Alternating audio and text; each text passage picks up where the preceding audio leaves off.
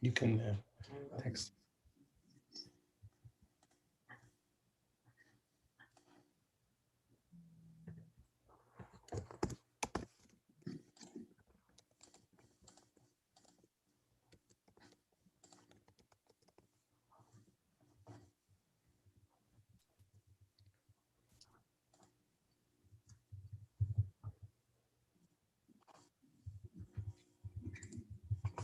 Okay. Good evening, everyone, and good morning to some of you. We will be starting in just a few short moments. Our start time of 8 o'clock. Just getting everything set up. How do I close the sound from there?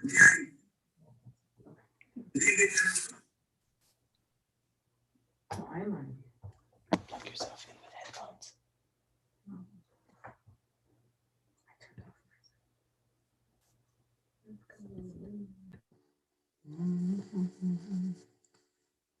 Your brother's there.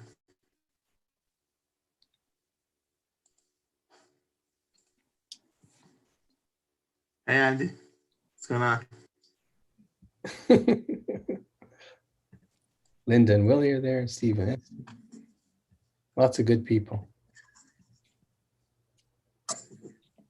Everybody is good. Lots of good people. Lots of good people.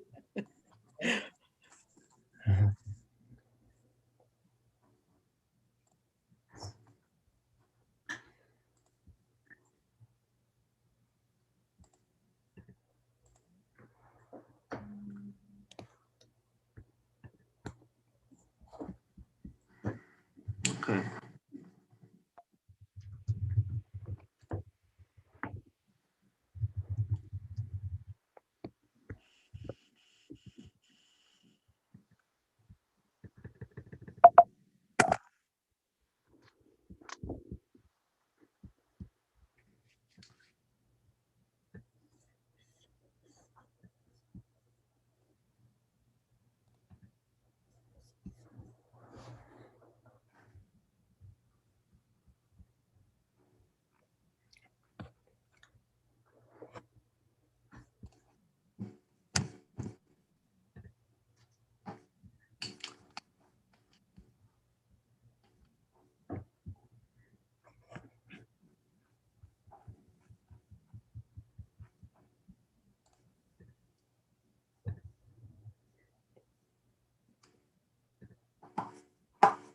Okay.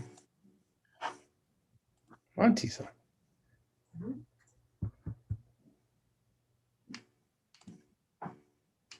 Can have Monty speak too.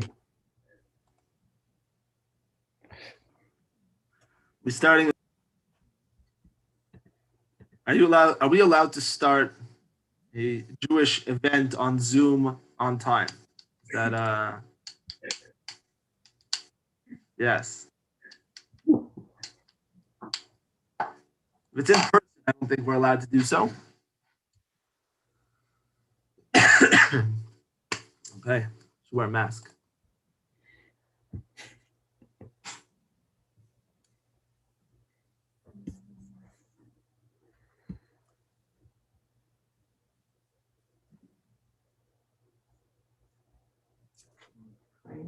Okay. We will get started. Good morning, everyone, or good afternoon, good evening. From Israel, it's a little bit confusing, but hopefully tonight we're going to have a very, very interesting discussion, and it's very, very exciting to, together with my father, to produce for the community an interesting conversation looking at the current pandemic from two different views. And I think that this is going to create some sort of interactive conversation between the two of us, and really, hopefully, can really be educational and eye-opening and thought-provoking on a number of levels. So just to introduce the keynote speaker for tonight, my father, Dr. Bruce Mazer, who is the Associate Scientific Director of the Canadian COVID, hold on, it's a whole long, the Canadian COVID Immunity Task Force. And just to give you a little bit of a sense of what the Canadian Immunity COVID Task Force is charged and what their mandate is, the goal of the task force is to understand the spread as well as the immunization and treatments for the novel COVID virus, and as well as to try and figure out what the immunological responses are within the constituents, within Canadian constituents and people around the world. It's a coalition of scientists from across Canada, and the role of the Associate Director of Scientific Strategy is to focus the scientific research as well as make sure that the research is sound and correct, and working together and collaborating in order to make sure that the funds and the focus of Canadian scientists is in the right direction to best suit our community. And so we thought that we would start off tonight's talk. We'll split it up into 3 parts. The first part is going to be a presentation by my father from the scientific perspective, focusing more on, is there a light at the end of the tunnel? What is the new vaccines that are coming out? What do we have to be worried about? What do we have to be excited about? What does the rollout look like? How long is this going to take? And I think that for me, at least, for my position, I guess if you're in charge of the immunity task force, you have the opposite question. But my question is, when will this be over? And when can we go back to regular life? What are the next few months going to look like? Is there some sort of light at the end of the tunnel? And I know that when we first started speaking about this about a month ago, that light seemed much, much dimmer than it does right now. And it's actually quite exciting how things have developed over the past just few months or few weeks or few days. And every day something new comes out, and there's a lot to unpack and a lot to understand. And hopefully we'll be able to have some clarity as to what's going on. We're then going to go into and that part of it is going to be mostly a lecture and a little bit of interaction. Hopefully, I can bug my father a little bit throughout the conversation. And the next part will be going into more of a Hanukkah idea and kind of connect this whole story to maybe seeing some sort of inspiration from the Hanukkah story and the Maccabees and the Choshmonaim specifically, and hopefully we can come to some sort of understanding and maybe new inspiration, and then we're gonna give it over to questions and answers. If you have a question, the best way to do it is to text, is to send in chat that you would like to ask a question, and then we'll unmute you for you to be able to ask that question. So without further ado, I would like to introduce my father to start with from the scientific and medical background to the question as to, is there a light at the end of this long, long tunnel that we've been in for the past 9-10 months? So thank you so much, Ilan, and thank you all for coming. I'm hopefully you can see my screen. Hang on a second. Yes. There we go.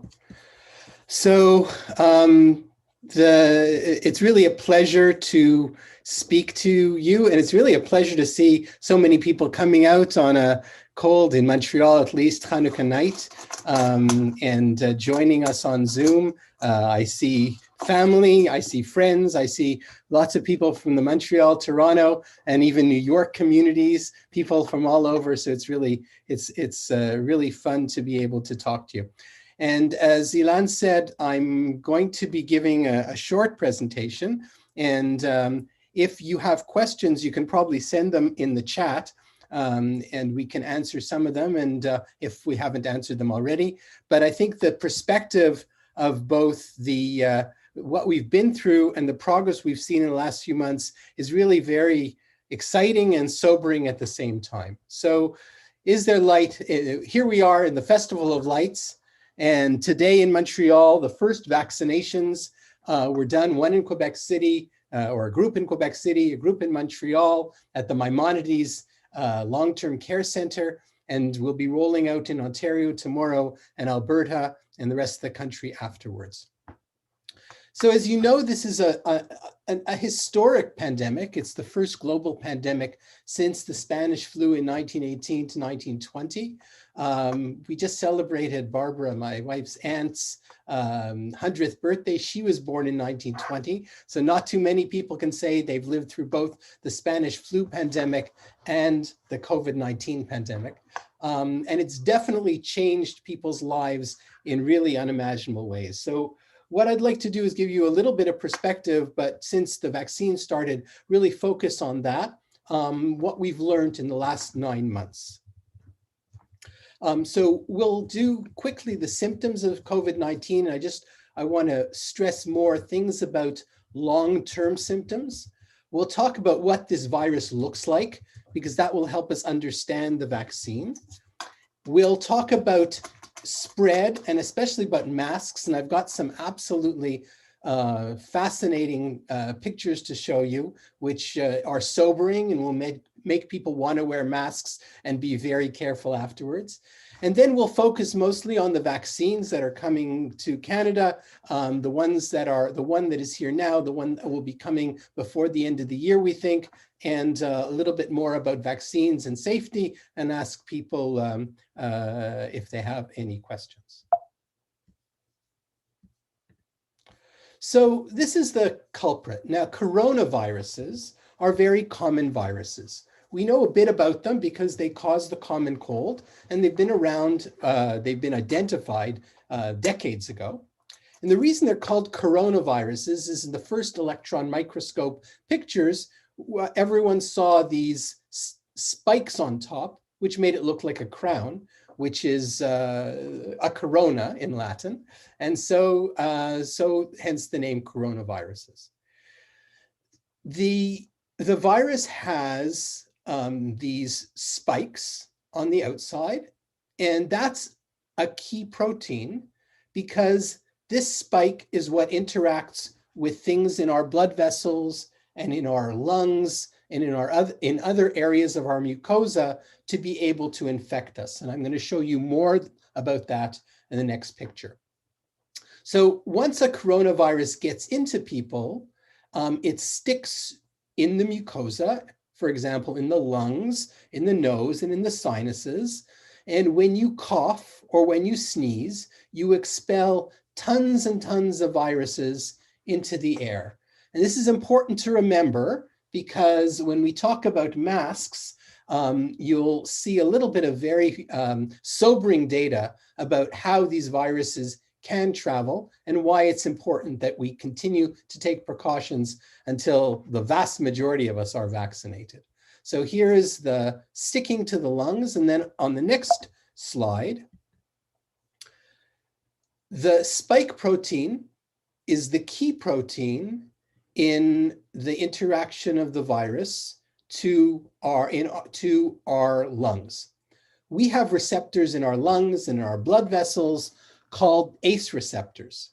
ACE receptors are angiotensin II converting enzyme receptors. There'll be a test afterwards if you want. And this is a fascinating thing about viruses. This is something that is normal, that is very important for us to help control blood vessel and blood flow and contraction and expansion of lung tissues. So the ACE receptor has a very important function normally. And this coronavirus and SARS from the early 2000s both use this receptor to get into our bodies. So this is the way viruses sneak past normal defenses. They find something that is used normally in our body, this ACE receptor, and they grab onto it, and then the body thinks, oh, this is the normal ligand for the ACE receptor, and it pulls the virus into the lung where the virus starts to replicate, and thousands and hundreds of thousands and then millions of viruses colonize the person and cause damage. The other things that are important to know, because we'll talk about them in the vaccine, is that although the spike protein is the key, it has on it a section called the RBD, or receptor binding domain. And so some of the vaccines are aimed at just the whole spike protein or part of the spike protein, and some try to really target this receptor binding domain. So the key for most of the vaccines is trying to stop the virus from interacting with this ACE receptor by making antibodies against the spike or the receptor binding domain proteins. So as you know, I mean, everybody's been screened or seen a doctor or seen on television the early symptoms of COVID-19 or SARS-CoV-2 infection. Fever, chills, dry cough, shortness of breath, a lot of things that look very much like the flu: muscle pain, body aches, headaches. Something that doesn't look like the flu: loss of taste or smell, which is known with other viruses, also known with allergies. But really about 25% or more of people who are infected with COVID-19 lose their taste or smell. Other flu-like symptoms: sore throat, diarrhea, obviously fatigue, nausea, and vomiting. And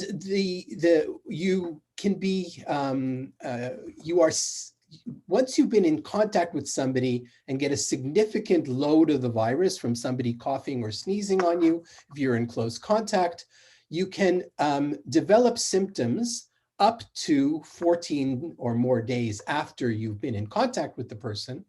But for the most part, people develop symptoms within 2 to 5 days. That's the usual progression. However, as I said, and as we know from the quarantine rules, people may develop symptoms up to 14 days later. Lots of cases have been reported. It probably depends on how much of a viral load you got. It may depend a little bit on whether you've had another coronavirus. So you may have a little bit of immunity against it, but not enough. And so this is why you have a period of up to 14 days. And I know I heard this morning that Israel has changed their quarantine to 10 days. And we'll see how that goes. You know, every time somebody makes a statement, you know, sometimes we live to regret it. And ask a question before you get onto the long haul. I just had a question. You mentioned that the load of the virus that you get initially affects how severe the symptoms are. Is there data that masks, maybe you'll get into this later, but would masks not just prevent you from getting the virus, but also minimize the symptoms and maybe even save lives, even if you do actually get the virus? So that's a terrific question. The answer is yes. And I'm going to talk about that later, if that's okay. But there is really good data on that. There's even computer models and animal models, and I'm going to show you a really cool picture. So hang on for a couple of minutes and we'll get there. Long haul, so about between 10 and 15% of people who have COVID-19 who survive it. So this is predominantly young people. Unfortunately, as we know, the vast majority of fatalities have been in older individuals over the age of 70. But in younger people who've been affected, they end up recovering from the acute stage. So their fever goes away and their cough gets a little bit better. But the symptoms such as the cough, especially the fatigue, and just a general malaise don't go away. And we now have clinics that are following these long haul patients who've been sick for 3 to 6 months from the spring. People who were sick in April are still complaining of severe fatigue, severe headaches, very, almost disorienting brain fog. People feel like they really not themselves. And it's been, this is a bit of a mystery. We understand why COVID affects the brain. There are ACE receptors in the brain. In animal models, I have a colleague working on both neurological and lung models. The brain can get infected by SARS-CoV-2 in animals like hamsters and mice. So people can do that too, and we'll talk about strokes in a second. But this long-term fogginess and debilitating fatigue, etc., is really still a mystery. But in case anybody has thought, oh, it's a self-limited, just a flu-like illness, yes, it's true, but not in every case. And it's all the more reason to try to get to be prevented, to try to avoid getting infected. And then as we're now moving into vaccines, if you are in an age group above little children, definitely to get vaccinated. And even children will get vaccinated eventually. So major complications. Question about can I ask a question regarding the long-term symptoms? Sure. Has there been any data that has come out or any cases that have come out of people who have very, very mild symptoms initially, but then over a couple of months start to experience some of the long-term symptoms in a more extreme way? Okay, so the fatigue and the headaches, yes, but unless you had a bad respiratory case, you don't have long-standing respiratory problems. So as I mentioned, 10% become long haulers. People who've had severe lung cases will remain with respiratory problems. But then there are some very, extremely severe complications. People have had strokes during the time of COVID-19. And I don't know, a lot of people on are from Toronto. There was an op-ed in the Toronto Sun today talking about the fact that people died of other things like heart attacks and COVID, heart attacks and strokes, but they're coded as COVID because they just happen to have the virus.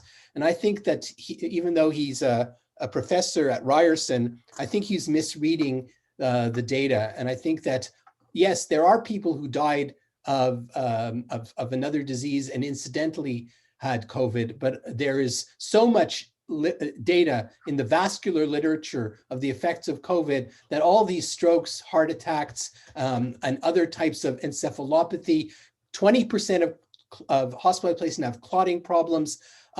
So all that points to the fact that these complications of these mortalities to stroke or heart attack are very likely related to COVID. So I think that if anybody read that op-ed in the Toronto Sun, I'd ignore it. One good thing, I don't know how many people online have asthma or allergies or take asthma medications, but if you have asthma, you have a 50% lower chance of having COVID infection or having a hospitalization to COVID if you're in the higher risk age group. And that may very well be because the taking of asthma medications like inhaled steroid decrease the number of ACE receptors in your lung, which may protect you against infection. So I've been telling all my patients, if you have asthma, don't stop taking your medications. I don't care how well you are, take your medications.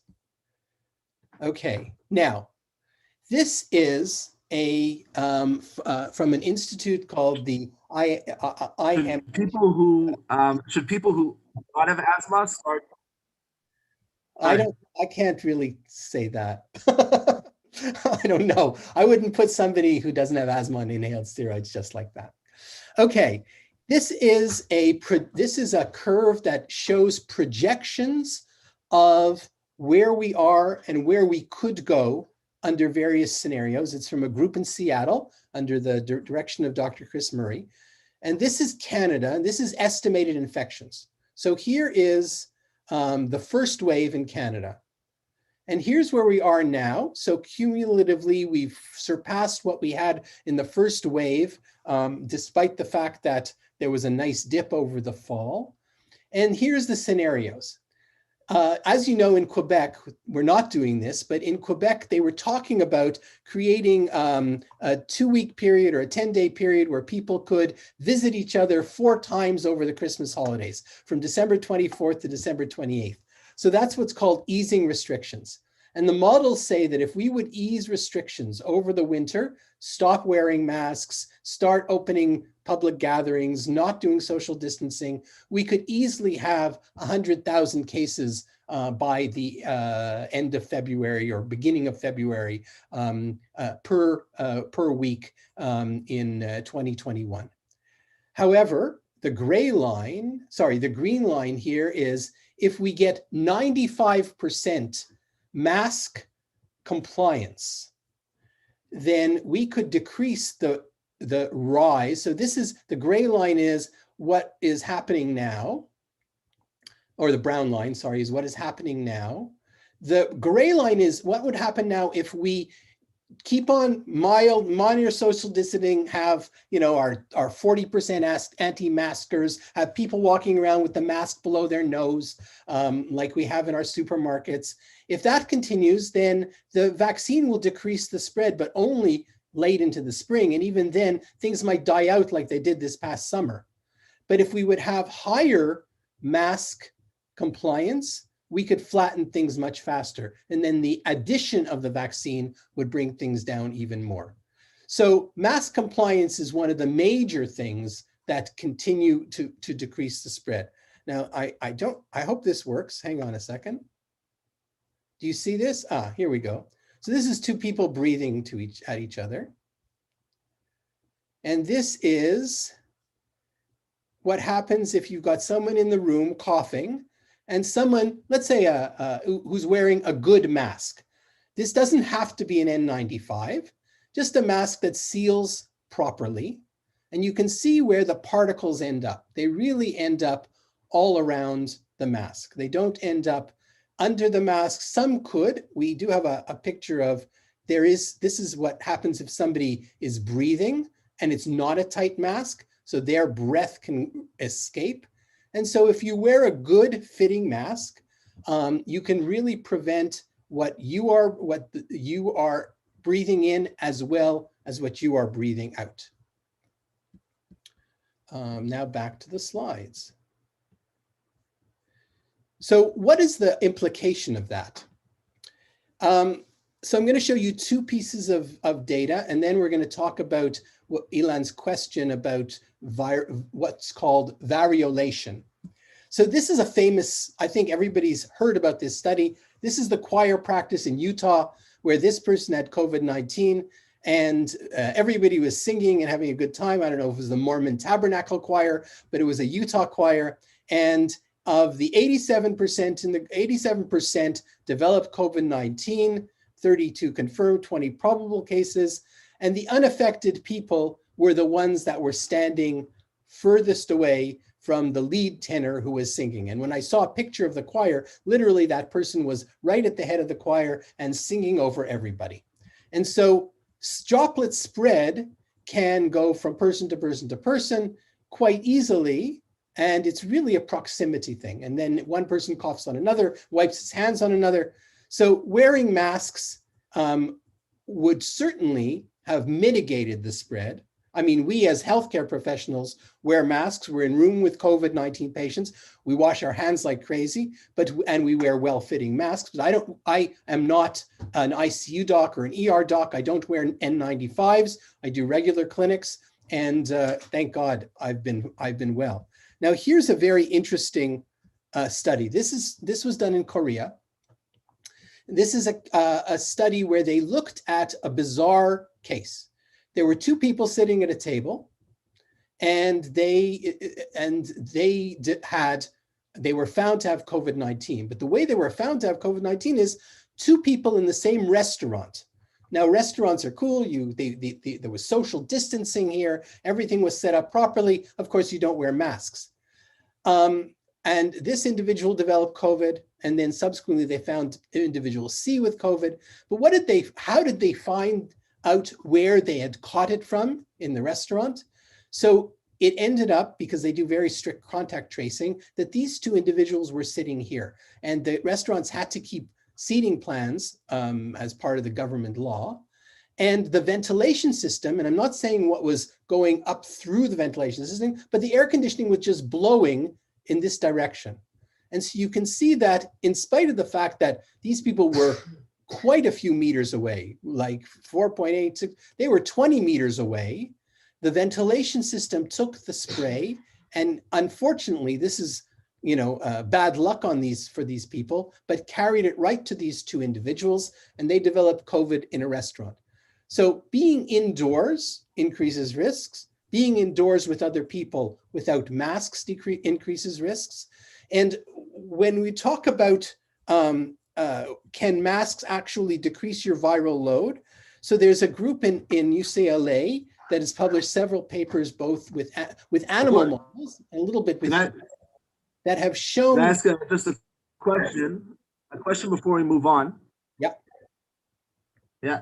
So just a quick question before we move on regarding the case in the restaurant. Yeah. Based upon the fact that that airflow is something that could spread the disease further than the regular 2 meters that everyone is always tries to keep, wouldn't being outdoors on a windy day, I know Davin Mariv now, and it was crazy winds in Efrat, and would that be considered more dangerous than even being indoor in a static environment, but keeping distances of 2 meters? No, because being outdoors, the dispersal of particles seems to be much faster. Even those crazy rallies in the US during the US election, there were not so many super spreader events, despite the fact that a lot of them, people were not very compliant with masks. So it seems to be that being outdoors and the type of wind currents that you get outdoors is safer. I certainly would not advocate for people going to rallies without masks, but it's certainly being outdoors and the wind currents, even opening your windows, and those types of wind currents disperse the particles much better than indoor ventilation systems. So, there was a note in the chat, which is an absolutely very cogent statement: wearing your mask badly and walking around with it, you're not fooling anybody. You're not helping anybody. You are only contributing because with your nose sticking out or you're, sort of hanging around, it doesn't protect your chin from anything. So if you're going to wear a mask, let's wear it properly. And once again, just to go through the data again, the masks are the green line, the most important mitigator against the spread. And if you are, so the UCLA group has shown that the filtering of even regular cloth or regular surgical masks, decreasing the viral load, is extremely helpful at keeping people from getting infected. So let's talk about one more slide about the infection, then we'll get into the vaccine rollout. One of the most important reasons for decreasing infection in the community is not just to protect yourself, which is really important considering that you don't know if you can become a long hauler or a victim of one of the other complications, not just to protect the elderly, but to protect the healthcare system.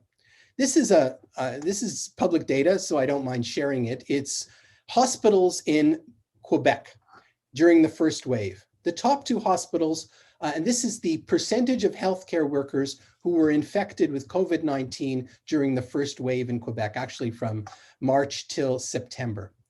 And it's a story and contrasts of hospitals that were well prepared and hospitals that were not very well prepared. So the top two hospitals are in Quebec City and Sherbrooke, where there was very low caseload in the spring.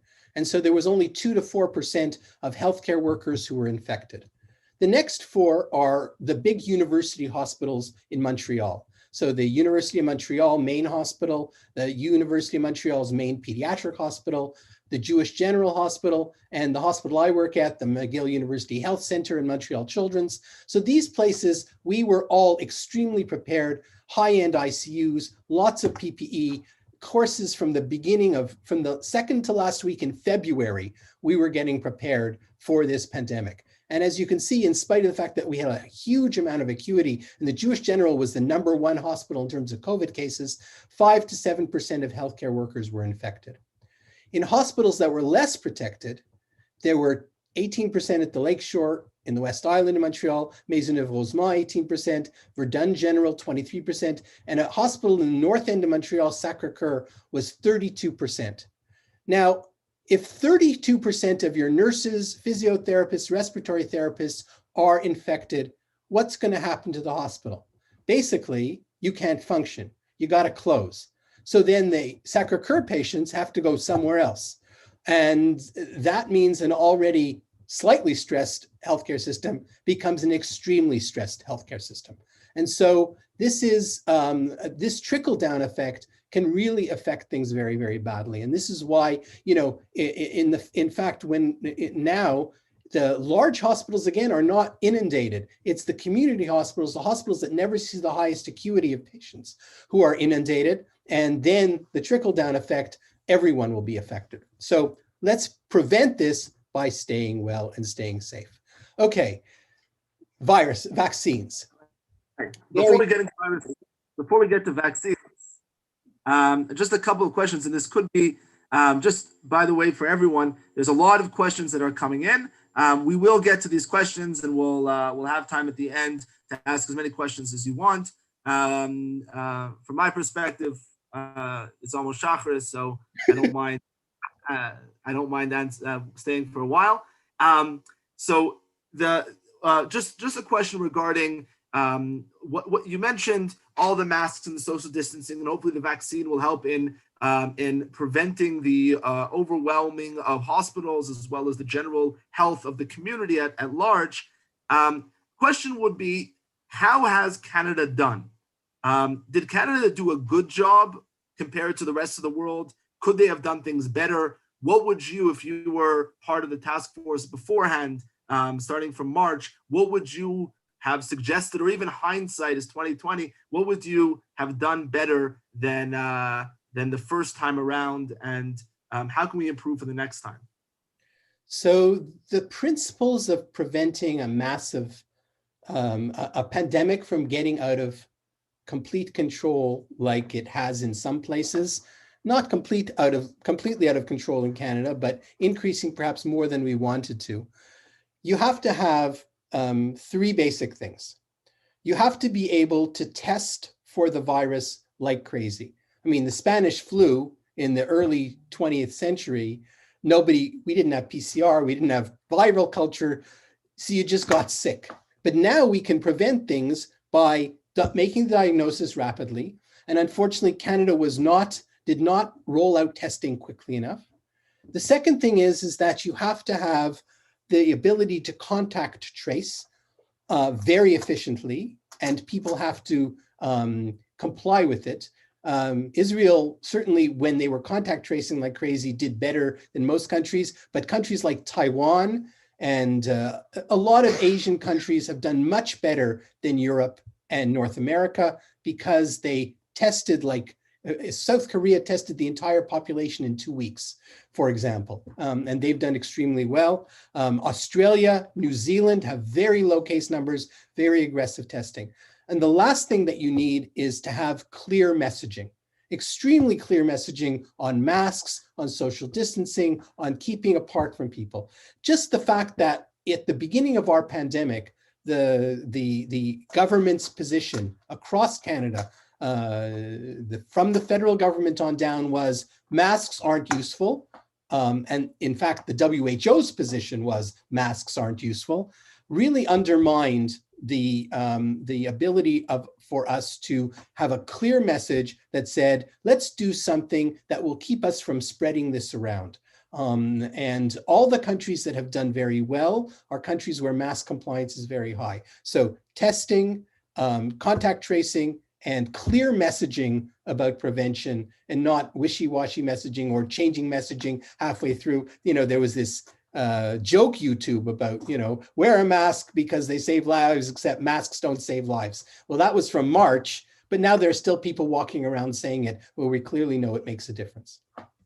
So Canada could have done better. We've done better in terms of compared to some countries, but we could have done much better. We're a small country. We're spread apart. We have a socialized healthcare system. People can seek care when they want to. And unfortunately, we blew it in terms of rolling out testing quickly and messaging. But we also don't have vaccine manufacturing. So we're at the beck and call of the vaccine manufacturers. So let's talk about the vaccines that are coming. So when there are lots of viral vaccines. Everybody gets, when they're a kid now, the measles, mumps, and rubella vaccine. everybody gets, or everybody should get, and probably most of you do, a flu shot every year. So those vaccines are either live attenuated, which means a virus that's partially killed but can still infect you, or a whole inactivated, in other words, a completely killed virus, just the like formaldehyde treated virus so that it can't infect you, but it's still an intact protein. These work, obviously, and we do this with the flu vaccine every year. But the strategies for coming out with the new COVID vaccines have been different. And so we'll talk about those. So what are we seeing now coming out on the market? So the first is we are seeing what is called molecular vaccines, or in specifically RNA vaccines. So the Pfizer that is now in Canada and the Moderna that's coming is an RNA vaccine, and I'll tell you what that means in a moment. We are also seeing vaccines that are being developed along the same lines as flu vaccines, with live attenuated or whole inactivated SARS-CoV-2. Several in China are actually out on the market. One of the biggest drug manufacturers, Sanofi and GlaxoSmithKline, has one of these, and they just had to cancel their clinical trial because it didn't work. It's back to the drawing board. It wasn't enough particles to get an immune response in the elderly. So the next vaccine that is coming out is from one from AstraZeneca, one from Janssen. And what they've done is they've taken a non-infectious virus and put a piece of SARS-CoV-2 into it so that it infects people. And then we start to make an immune response against that. And I'll give you more details about the ones that are here in a second. So that's the AstraZeneca and Janssen virus. And then there's a Canadian virus, Medicago, which is owned by one of the tobacco giants, that is growing viral-like particles, so pieces of the virus, in tobacco leaves, and then mushing them up. And we don't smoke it, we inject it, but that's their strategy. And this will be coming out, if all goes well, at the end of 2021. This will probably be coming out in the spring or summer, because they had, you probably saw in the paper, AstraZeneca had some major manufacturing problems. Janssen may actually, or Johnson & Johnson, their vaccine may actually come out in the early part of 2021. So the vaccine rollout has begun this week. It's being coordinated not federally. So the way things work in Canada is a little bizarre. The federal government buys the vaccine, gives it to the provinces, then the provinces administer the vaccine rollout. All the priorities have been outlined by a group called the National Advisory Council on Immunization. And as you know, the first groups to be vaccinated will be healthcare workers and obviously frail elderly in long-term care. Now, can we make an effect? Can we affect people with this vaccine?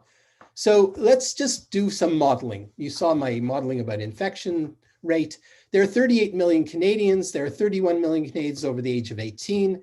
Let's assume that in order to be normal, we right now, I know from being on the immunity task force that we probably have 5 to 8% of Canadian population that have been infected with COVID-19, 5 to 8%. So let's say to return to normal, we need to get the same rate of infection. So by March or April, there'll be 10 or 15, let's say 15% of Canadians infected. So we have to immunize the other 50% of Canadians who have not been infected, which will bring our immunity rate in the community up to 65%, which means we've got to target, let's say, about 15 million people, or because the current vaccines need 2 doses, 31 million doses. So if we want to achieve this by September, this will require 115,000 doses a day across the country. Is that doable? Well, in Quebec, they did 1.1 million Quebecers in the last month for the flu vaccine, which means 250,000, so about between 40 and 60,000 people a day. And a very similar amount of Ontarians have received the flu vaccine, about 250,000 people a week. So let's say 6 days a week, they were vaccinating 60,000, 40,000 people a day. So these numbers of 115,000 doses a day are very realistic for Canada. And we may even reach our targets by June or July if we keep up the pace of a flu vaccine campaign. Now, remember, the difference here is that the flu vaccine is given out in clinics and it's given out in pharmacies, whereas the current two vaccines have to be kept at -80 until you have until it's thawed, and then it can be kept thawed for 5 days. So most of the vaccines will be given out in public health facilities where they have the proper freezers to be able to maintain the stock. So, you know, it may not come to your Shoppers Drug Mart near you, but we will see what happens. So just to summarize and to ask, as we would say, tachlis, based upon the model that you showed before, it would seem to be that best case scenario in Canada, in order to reach the goal of some sort of communal immunity, which is 50%, which 50% you would see as something which would allow us to go back to normal somewhat. Best case scenario, we're looking around June, July, and probably September. Is that what it seems like the modeling would be? Yeah, I would say that Pesach may be like this past Pesach, but we could be reasonably hopeful that Rosh Hashanah will be better than this year's Rosh Hashanah. We may be lucky, but I would say that we're not really going to be there till the summer or fall. Because, you know, we may not, the J&J vaccine may not come out, Moderna, you know, we have to, there's a lot of variables, but it's definitely achievable.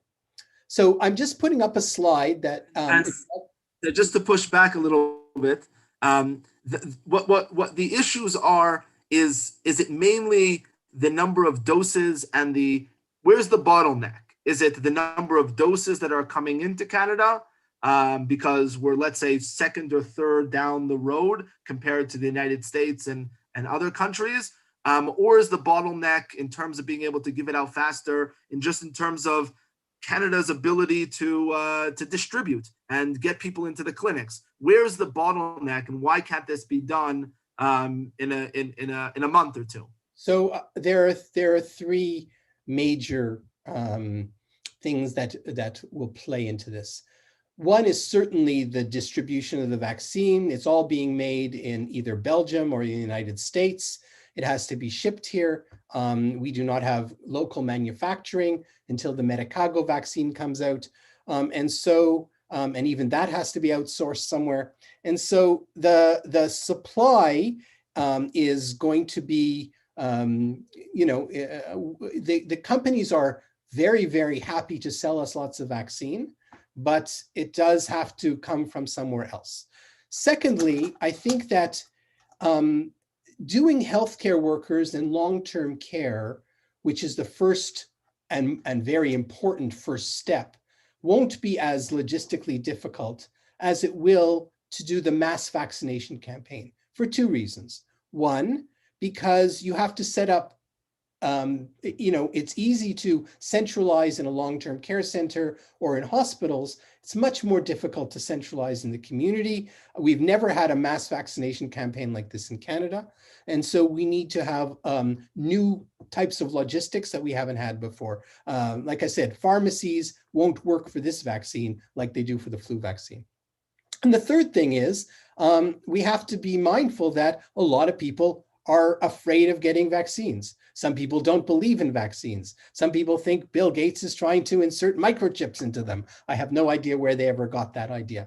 But there's a lot of reasons for vaccine fears, some of them rational, some of them not so rational. Hopefully we'll answer some questions to help people along with the decision. But, it's not a decision that we have to take, that people take lightly. And I think it's important that we be mindful of the fact that we have to provide very, very good messaging. So far, the results have been extremely, as an immunologist, I'm extremely interested in the fact that these results are as positive as we've seen. And I think we can be optimistic that they will work.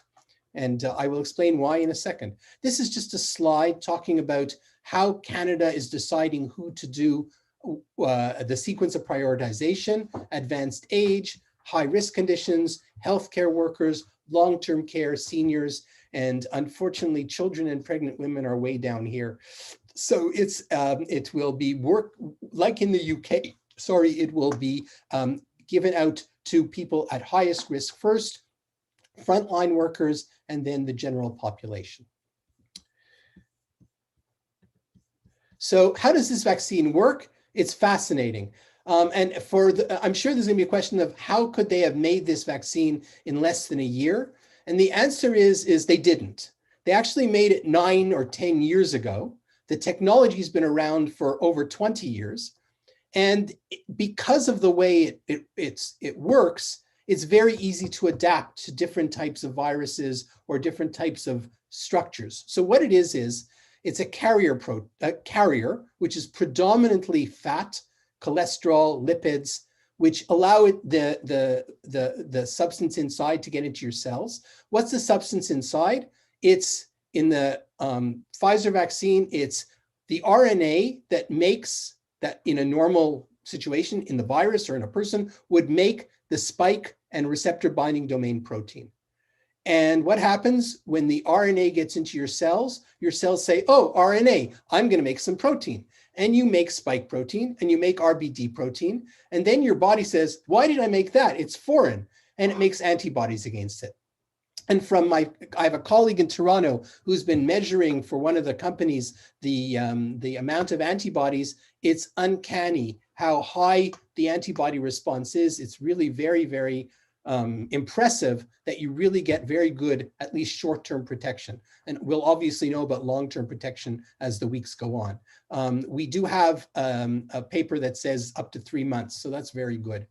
So the Moderna, which is very similar, same lipid, same, they just use the spike protein mRNA, but these vaccines were developed for cancer therapies and for use in animals for vaccines against certain pathogens. So the technology is not new. It's that, and the fact that it came out in 9 months meant that it was extremely adaptable and faster to work than others. And the probable reason is when you get infected, quote unquote, with this RNA, your body starts making lots of protein. You don't have to titrate like in a vial when you use a live attenuated or a killed protein vaccine. You don't have to decide how much virus to put in. Your body decides how much virus it needs to make an immune response. So it's a fascinating and extremely clever way of making a vaccine.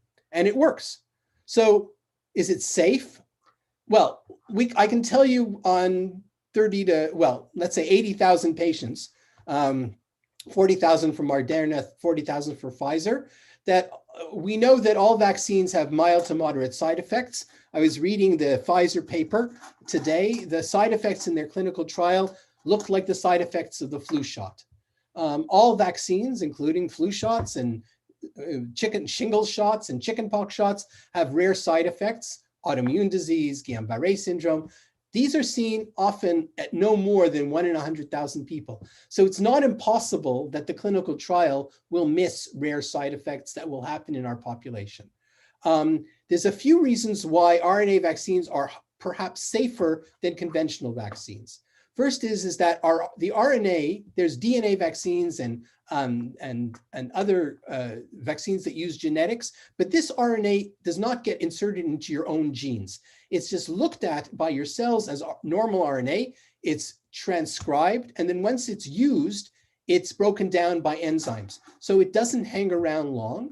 And there's also in these two vaccines, no viruses that are involved to cause illness like the flu shot or like the measles, mumps, rubella shot, or like in the some of the vaccines that are come out later that potentially could cause mutations in our genes if we have a genetic susceptibility like an immune deficiency.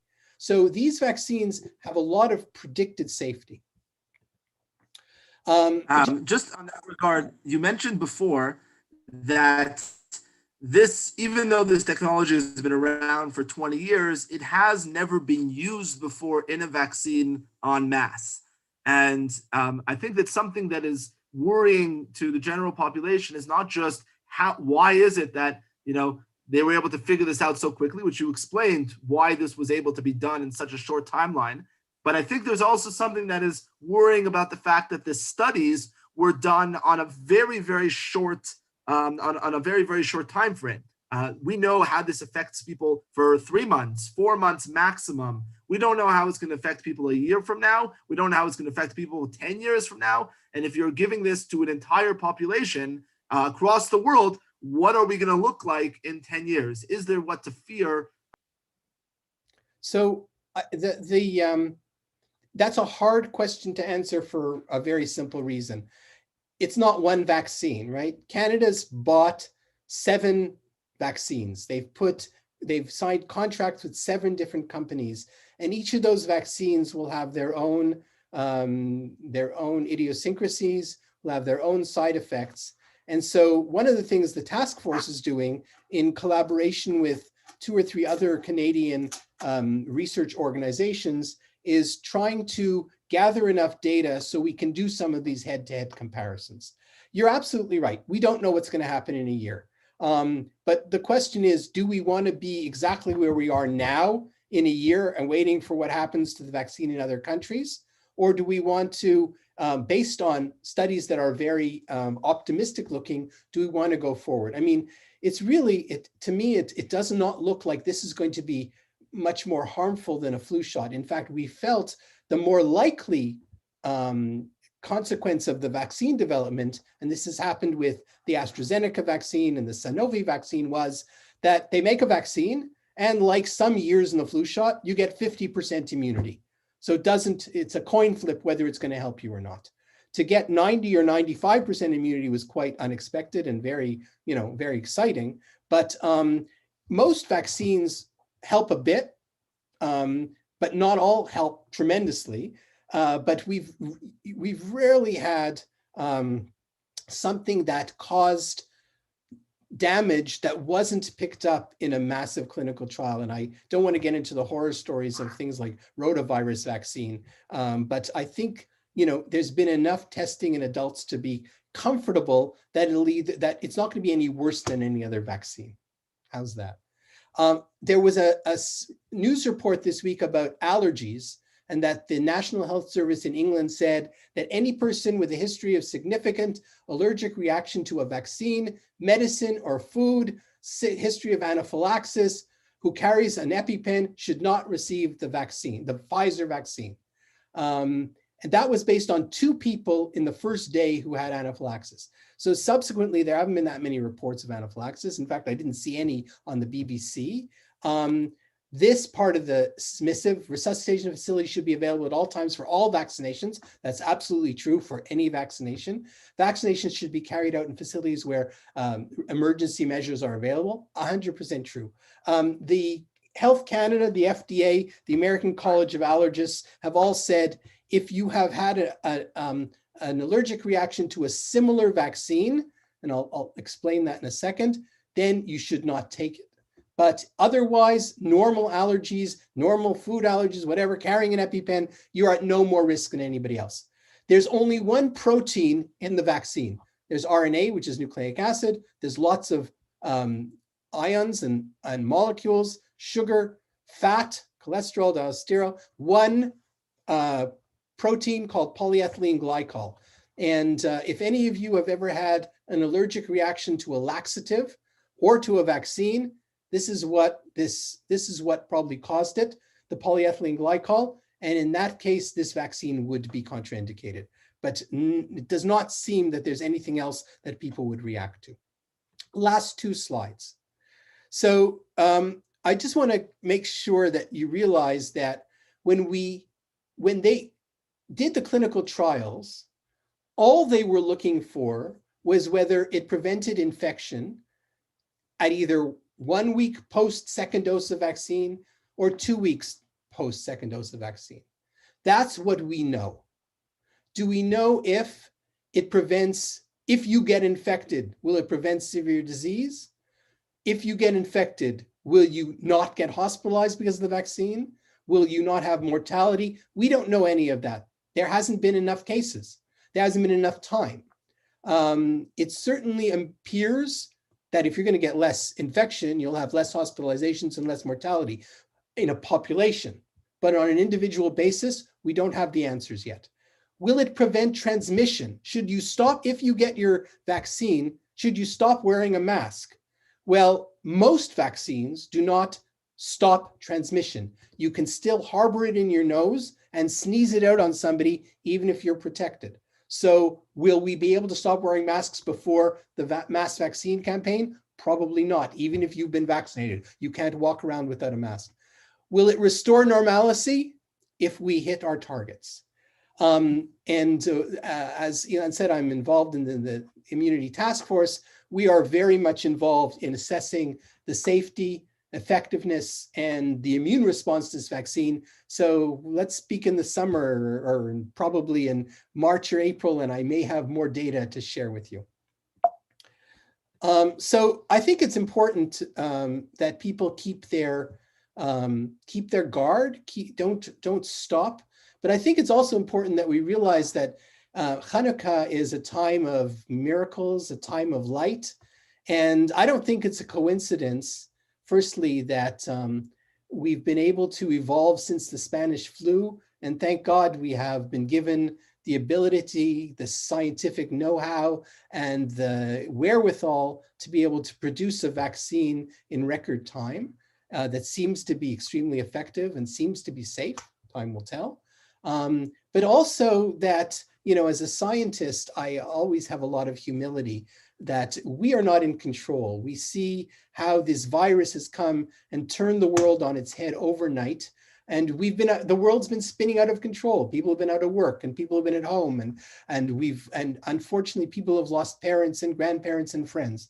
And so it really gives us a huge dose of humility, and also to thank God that he has given us the ability to problem solve, to asher bara Elokim la'asot. We are completing creation every day, and in creating conditions to build a vaccine. I think we have a lot to be thankful of, and it's not a coincidence that the miracle on Hanukkah is that in North America, vaccines are rolling out just in time for the candles to be lit. So I'll turn this over to Ilan. So thank you so much. We're going to be going to questions in a few minutes' time. I just want to share. I think this is was extremely informative, and we thank you very, very much. And as I speak, I guess you can, my father can take a look at all the the 20 questions that have popped up over the past little bit, as well as the sometimes colored comments that people have made. And hopefully by the end, we'll be able to answer many of those questions and maybe an email, and we can try and figure out how to answer all the questions as best that we can. I just wanted to share with you an idea that my father touched upon by the end. And I think that this is something that really Mizrahi and our community stands for very, very strongly, which is we are a community that does not see a contradiction between the development of science, the development of this world, and building a world that embetters for others, and as a contradiction to our religious beliefs. And sometimes from the outside, people see religion as something which is which can prevent innovation, which can prevent people from creating and building and human endeavor, because the moment that you stand back and give yourself to a higher power, what that means is that you're less in control. And the moment that you're less in control, then you're going to have less ambition to innovate and less ambition to create. Now, anyone who's from our community is very, very well aware that of the science and the love of science, the love of technology and business innovation that we produce and that we believe in, as not as a contradiction, but rather as an enhancement of our religious beliefs. And I think that this is something which is very much well-founded within Hanukkah specifically. And I just want to share with you a short idea, and then we're going to get back to the questions at the practical level. But I think that this fusion of Torah umada, of Torah and science and Torah in the world is the greatest testament of our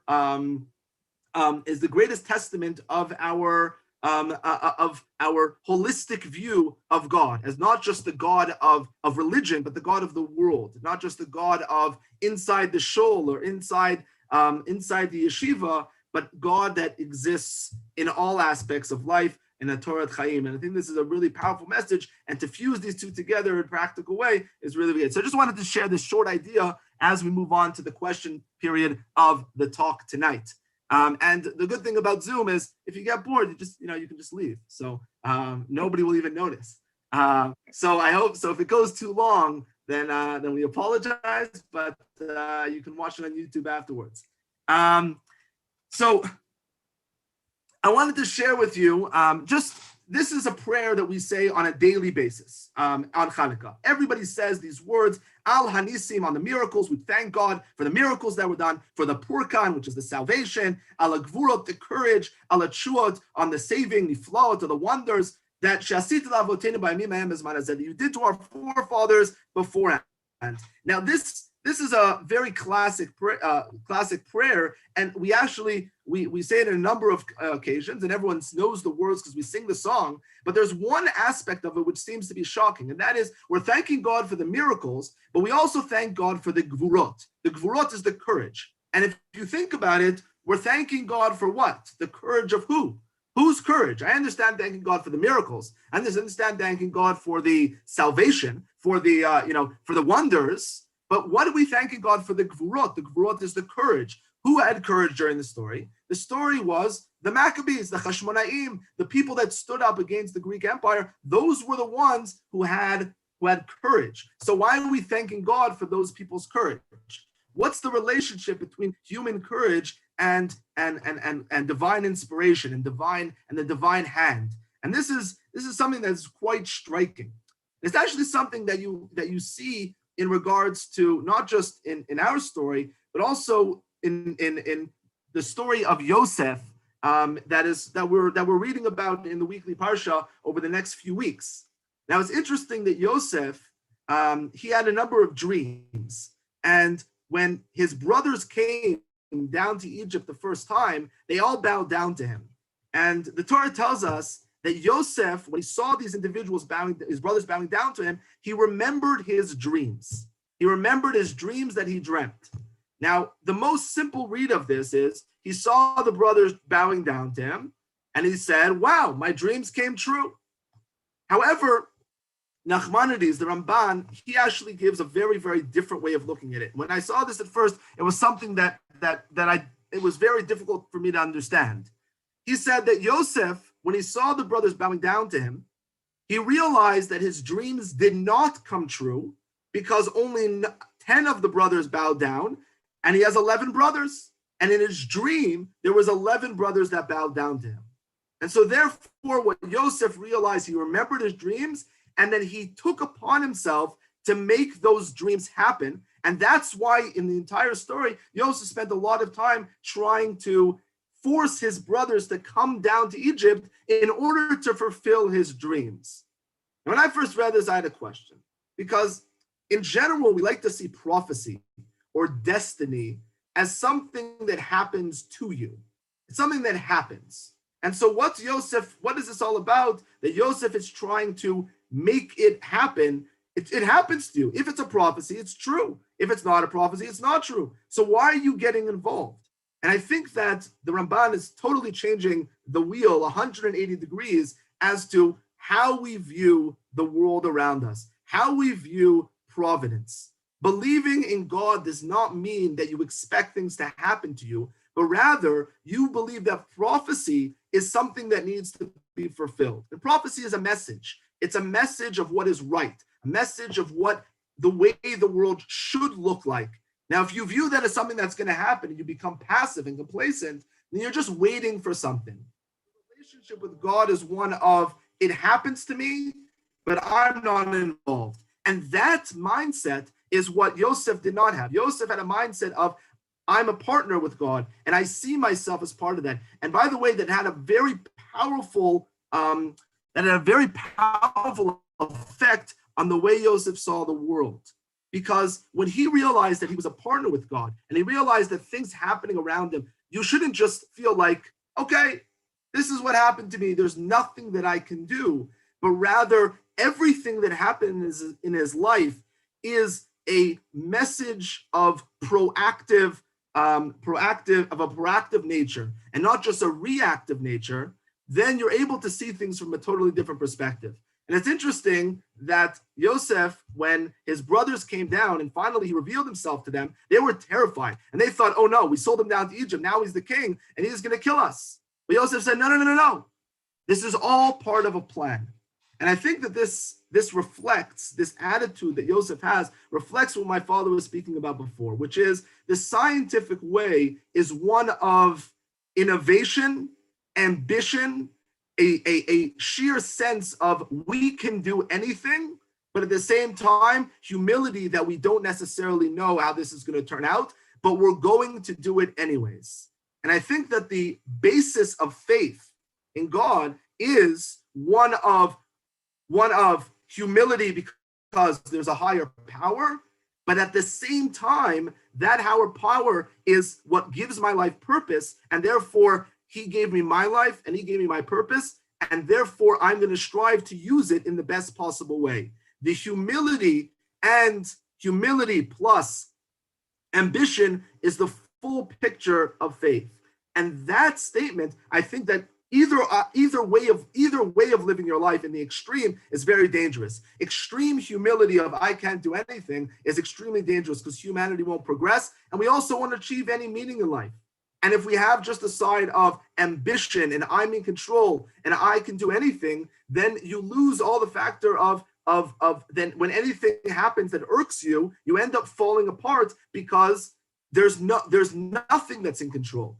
The mindset of humility plus ambition is what creates this mindset. I think that many in the scientific community were able to achieve and beat the odds, because the moment that your mindset is not on me, but rather on trying to do what's best, then everything changes. And it's actually quite interesting that there's we know that there are two miracles that happen on Hanukkah. We're celebrating two miracles. The first miracle that everyone knows about is the miracle of the oil, and it lasted for 8 days. And the other miracle is the miracle of the war. Which one is more of a miracle? And the Maharal, which was a rabbi in Prague in the 1600s, he gives a really interesting answer, and he kind of turns on its head our whole understanding of Hanukkah. And he says the oil miracle was not really so important. Obviously, being able to beat out the Greeks and live in liberty and freedom and living our lives as Jews in the land of Israel, that was by far the greater of the miracles. So what was the purpose of the light? He said that very often when humans do something and in partnership with God, and the war was a very clear scenario where we were fighting, we had courage, we believed that we were able to do this, and God was there to work with us. And the moment that happens, you might forget along the years that this was actually miraculous. Similarly, to anyone who lived during the 6-Day War, it's very clear that this was a miracle, that the 6-Day War was a miracle. However, the moment that 100 years later, when we look back and it says, okay, the Jews won in 6 days, Israel won in 6 days, it wasn't so miraculous. So what ends up happening is sometimes we forget the nature of the kind of what we call a hidden miracle, and therefore the lights, the Hanukkah candles, were there to show that these are equally miraculous. Winning the war against all odds is equally miraculous from this open miracle of the oil lasting supernaturally for 8 days. And this mindset, I think, changes the way that we should view the vaccine and all the innovations that have come out. Because you would say, what's a bigger miracle? If all of a sudden God would come down and snap his fingers and everyone would become well again. That's not the greatest miracle. The greater miracle would be that of God, of us working as seeing ourselves as vehicles of God, and seeing ourselves as people that have ambition and strive for a greater world, because we believe that we have a God-given life. If you believe that you have a purpose in your life, and that you have meaning in your life, then you're going to strive to use that life in the best possible way. And it's in a beautiful piece that the first chief rabbi of Israel, Rav Kook, wrote. He said that, he says, Hishtadlut harifua, which is medicine, einam mi'ut bitachon. When you work hard and try to create new medicine and modern medicine, that's not a lack of faith in God. Ki'im tosefet bitachon. That is enhanced faith. Because when you strive, when you believe that you have a God-given brain and a God-given ability to change the world and build the world, you are going to be able to do so much more. And that God gave you the ability to do research and to figure things out on a medical level and to use them. And if you don't believe in God, then you might say, what's the point? No one gave me anything. So why should I, I can just enjoy my life. But if you believe that you were given a mind and you were given tools in order to achieve a very purposeful and meaningful life, that's the greatest drive for human endeavor. And therefore, I think that meaning for sure on the eyes of, and we can see that simple faith is that, okay, things are done for me. But a constant faith is believing that I consistently have partnered with a God in every way. And I think that this is not just when you see that God does not just do things to us, but rather we live through the God-given abilities that we have. I think that comes to fruition in a really interesting aspect of Jewish life. Very often we believe that holidays happen on certain days. But we know that the first mitzvah, the first commandment that was given to the Jewish people as a people was the mitzvah of Rosh Chodesh, of declaring the months and deciding when the months take place. And a big part of that was because we were slaves in Egypt. And at that point, we didn't have control of our time. And God gave us the ability to decide what to do with time. And that's a really powerful concept. And I just want to share with you one last thought before we move to the question and answers. The word zman is really interesting in the Hebrew language. Zman means time. Everyone knows that this is how you spell time in Hebrew. Zman. Now, English, the word time, it means time. Do I have enough time? Is there enough time? But the word zman in Hebrew actually has interesting conjugations. And when you conjugate it as hazmana, is an invitation. Zman is the same root word, but all of a sudden the word time turns into the word invitation. Or azimun. Azimun also sometimes is used as invitation, but it also, when you get called to the army, or you get called to court, or you get called to a higher office, it's considered a zimun, that you have been you've been called upon. So we have the word zman now means three different things: time, invitation, and to be called upon. There's actually one more conjugation, which is hizdamnut. That time also means an opportunity. And I think that this changes completely the way, and in Hebrew, the way, and as a language, is also a culture. And the way that we view time is not as something that passes us by, but rather as an opportunity. When you look at time, when you look at life as such a thing which is not just it happens, but it has meaning and it has purpose, and it was given to me in order to do something with it, time takes on a totally different meaning. I'm not waiting for it to happen. I'm using it. Zman is a hizdamnut. Zman is an invitation to use the opportunity. And that's why the word time conjugates as opportunity. Time is an opportunity. Every moment is an opportunity. And just to end off with a beautiful quote, he says, Ruchenu enu yirami pnei azmanim. Rav Kook says that our spirit is not afraid of time. Because in general, and I think that the whole question behind this tonight's talk was, is there a light at the end of the tunnel? Is there a light and we feel like we're passing through this tunnel and there's nothing we can do. And maybe we were happy with the timeline that my father put out, that we're going to end in June, we're going to end in July, maybe September. And probably, at least me personally, I'm like, really, September? Like, we've been doing this for 9 months. This is crazy. I can't even imagine another 8 months of this. And like, there's just so much of life that has been on pause. And that feeling of that life has been on pause, I think, is a little bit of a fallacy in how we view time. Time is not a tunnel. It's not something that we go through in order to reach an end, but time is an opportunity. And whatever opportunities are thrown our way, I think it behooves us to use those opportunities in the right way. And I think that there's so much that can be done during this time of being in the tunnel, that waiting for the end of the tunnel is obviously heartwarming, but that doesn't mean we should ignore the time in the tunnel itself.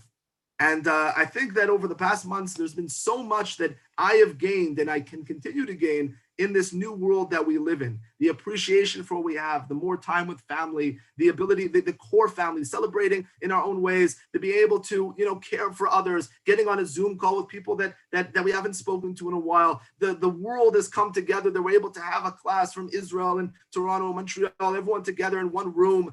These things of using these opportunities as opposed to ignoring them and seeing life as a tunnel, I think is really a really powerful message of Hanukkah, which is that no matter what, even in the darkest of times, we're able to light a light. We have that ability. We don't wait for the light to come. In the darkness, Jews in the midst of darkness don't wait for the end of the tunnel. They light that light in the middle of darkness, in the middle of the winter, and they create that light. And I think that that's the mindset that hopefully we can continue to bring to the world, and thank the scientists of the world and the doctors and the healthcare workers that have done that in order to really create this mindset. And so I thank my father for sharing with us, and as well as being able to see things from a lot of different perspectives tonight. And there's a ton of questions that have come up, and I think we should move to those questions. My father's still here. I haven't left. Okay. Okay, great. How should we do this? There's a lot of questions. Have you read through the questions? I read a few of Let's them. answer the color. I think I'll answer a couple of them. So we talked about wearing masks. Then there's some questions that are a little more on the political side. So there's a couple of good questions about testing. And one of the things that everybody's scratching their head about in Canada is why is there no more rapid testing? We have in the US, there's rapid testing. In Europe, there's rapid testing. Canada has not really rolled out rapid testing. And the answer is, and I must say, I'm embarrassed to answer, it's not really clear why. Antigen testing was purchased by the federal government August, and it was stored in Ottawa for a while. Then it was sent to the provinces, and none of the provinces really rolled it out. They continued doing PCRs, and they didn't push the rapid testing. And so jurisdictions have not gotten used to it. And I think it's very unfortunate, because certainly for workplaces, if you got somebody who's got a cough, you could know in 15 minutes whether there's a really good reason to send them home or not.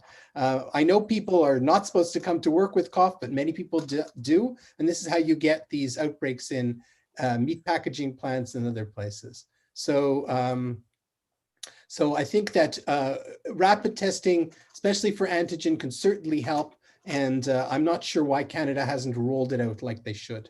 Okay. So somebody who... So can we ask, yeah.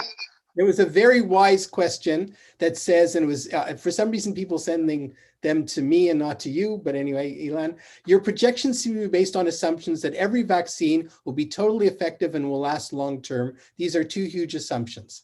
And that's a very astute comment. And I will tell you that we work with several modelers, and I could show you models. In fact, most of the models before the Pfizer vaccine stuff came out were actually based on vaccine projections. And so that were aimed at the average of a flu vaccine. So an average flu vaccine is about 70% effective. And so most of the projections are based on even a 70% efficacy and one 12 to 18 months of protection. And those, I mean, from an immune point of view, 12 months of protection is, if you've got a reasonable IgG response, a reasonable antibody response, there's absolutely nothing, unless you're on medications to suppress your immune system, there's nothing that will keep your immune system from dying out very quickly. Now, I know people have read articles in the paper that says COVID antibodies decay after 3 months. So my answer to that is every antibody decays after 3 months. Every antibody decays 50% every 21 days. But the immune system is smarter than that. The immune system actually has really good memory. And when they if they would re-see the COVID particles of the coronavirus, if you have a normal immune system, you would automatically boost. So I think that that's one of the, we don't have to have 100% effectiveness, and you don't have to have 10 years of projection to get things back to normal. Now, will we need an annual COVID inoculation campaign like a flu shot campaign? It depends if the virus stays around, but that's certainly conceivable, and that's one of the things that our group is working on. Pfizer is minus 70 cells, and Moderna is only minus 20. It's actually, no, it's shipped at minus 70, but it's more stable at 4 degrees. Pfizer is 5 days, Moderna is 30 days. No, COVID-19 is called SARS-CoV-2. Somebody asked a more of a medium question. Yeah. Somebody asked more of a Mido question on directly to me. How should we deal with people that don't wear masks? Should they be brought out into the streets and publicly humiliated? Like what is the what would you suggest? I mean, obviously part of our public health is not just whether or not we get the disease or not, but rather, are we in this together? Are we working together? Are we able to stay sane and stay kind to each other during this time? And that kindness, kind of on one hand, we want to be kind by making sure everyone's safe. On the other hand, we don't want to be that guy who, yells at their neighbor because they're having a barbecue. So what do we do? What would you suggest is the proper response? So, when the national anthem singer of the Vancouver Canucks did a song at an anti-mask rally, he got fired unceremoniously on Twitter. And the owner of the Vancouver Canucks did it very, very rapidly and very definitively. I don't know that we need to fire people, but I don't think there's any, it's derech eretz for everyone in a particular enclosure. If somebody who is not wearing a mask properly is asked politely, please put on your mask. And if they start to argue with them, say, please, sir, I don't care what you think about yourself, that you're not worried about catching it, please respect everyone else. And we've done that in most shuls in Montreal. I've done it in supermarkets. My wife did it on a plane as we were flying home from Israel. I think you can do this. We do have to stand up for our own protection, and it is absolutely within derech eretz to ask people to put their mask on properly. A little bit of a similar but different question. In regard to what ends up happening is, because we're supposed to be wearing masks and we're supposed to be doing the right thing, what ends up happening is people think that means that it's your fault if you get COVID. Can you speak to a little bit of the communal shaming that sometimes happens to people that actually get the disease, and whether or not we should create an environment where people feel free to say, I have COVID, please be safe, because if you were close to me, you should go into quarantine. That balance. Well, I mean, this is not, this is not a sexually transmitted disease where everybody knows how someone caught something. This is a very contagious virus. Many people have caught it through very innocent means.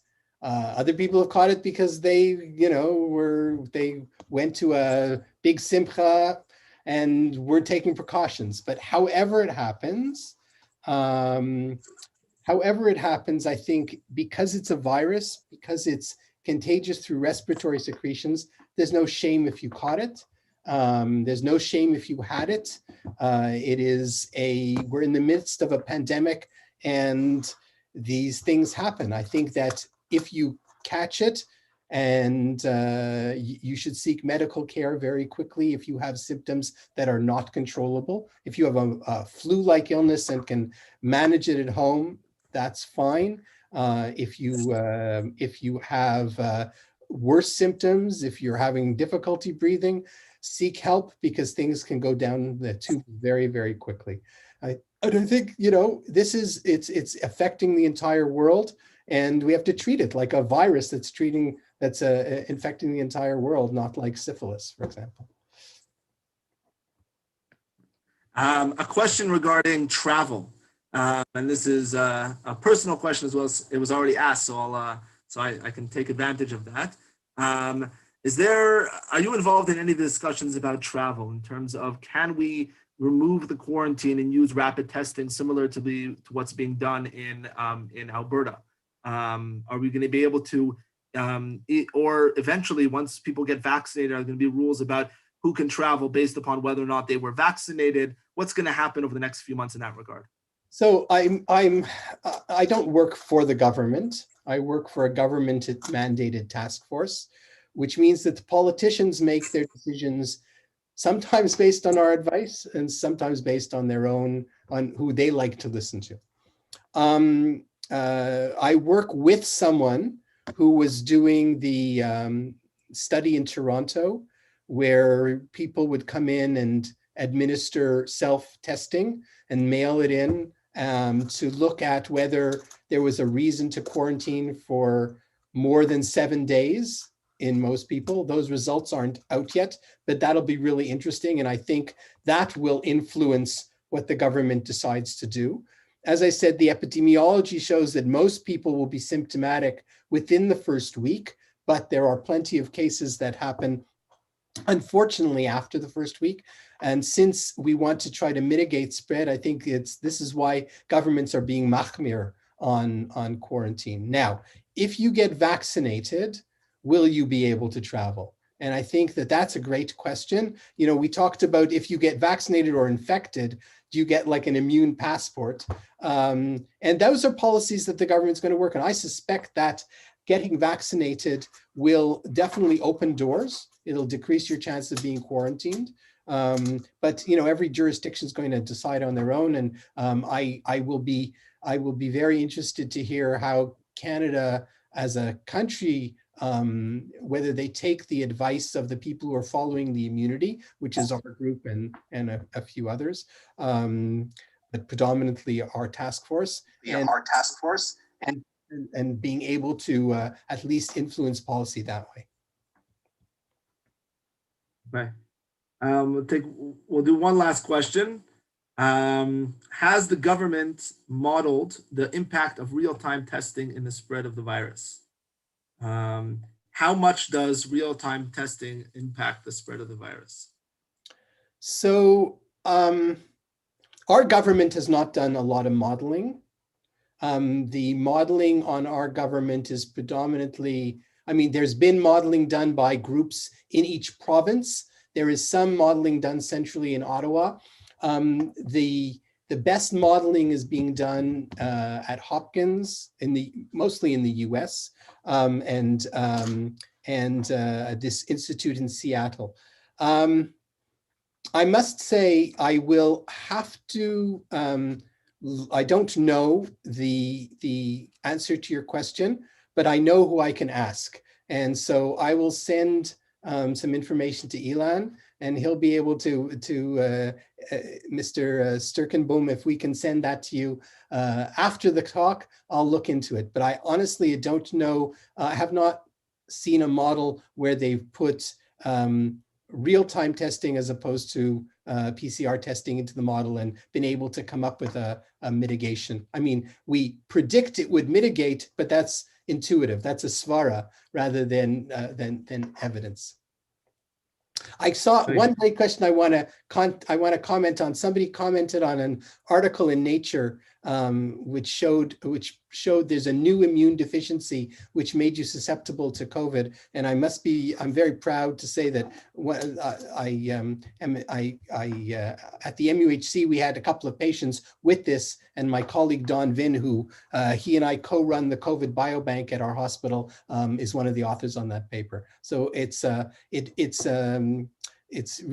fascinating because if you have an inability to make certain immune chemicals, and this can be genetic, you get much worse SARS-CoV-2 than if you have a normal immune system. So it's one of the reasons. So, Shakor to that question. Thank you so much. All right, thank you so much. This is really, really very beautiful. Thank you for everyone for coming out. Again, the recording I sent out in the chat. We'll send it out an email. If you want to send it to friends and family, please do. And it was great to see you tonight, and happy Hanukkah to everyone, and stay safe, stay healthy, and together, Bezrat Hashem, will be able to get through this and really come out even better on the other side. Have a wonderful night.